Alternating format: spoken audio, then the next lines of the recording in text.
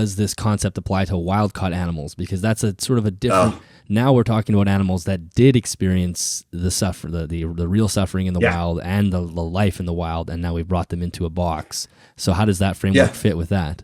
Yeah. I think it's the same framework still. And so it's the same standard, but meeting that standard is going to be higher because you're talking about an animal that has already thrived in the captive conditions. Almost always. Sometimes you catch a sick animal and it's The just not wild going to last conditions, very the wild long. conditions. Yeah, Yeah, yeah, yeah. But sorry if I misspoke. But yeah. if you catch a robust adult animal and you're bringing it into captivity, you're already talking about something in the 1% or zero point 0.1 or 10%, whatever the number is. You're talking about a survivor that's already gotten through a lot.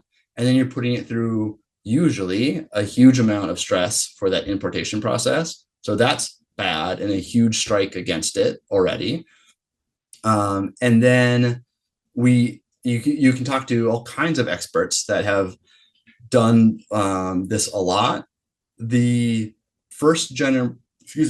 the animals that were wild caught compared to the first generation offspring are often like very different behavior wise.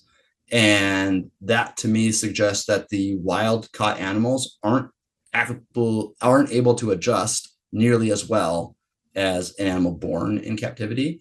And so that often means that you're going to need to keep them in different ways. You need to be good at understanding their behavior and reading that. And so, people talking about keeping animals with way more hiding spots and a way more complex vivarium, limiting your handling of them, having your your care of them on point. And they might not be a particularly like fun pet in that way because you're not going to see them. You're not going to be able to take them out and hold them.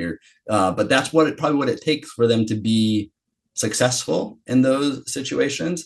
And so I would say that wild caught animals, with probably rare exceptions, don't make good pets, and they should be for people establishing animals in captivity for other keepers. That if you want a pet animal, almost all of us should be going to captive breeders and supporting captive breeders. Yeah. Yeah, it does reframe the ethical implication of owning a wild-caught animal, and that's when you go to a reptile show, you'll see animals like some that come to mind readily are the Amazon tree boas or emerald tree boas. I see a lot of those as wild-caught animals, yep. And you just think, well, that's unless it's going to somebody who's. But even then, like we're talking about animals that are pretty much established in captivity, like we don't really need to be pulling them from the wild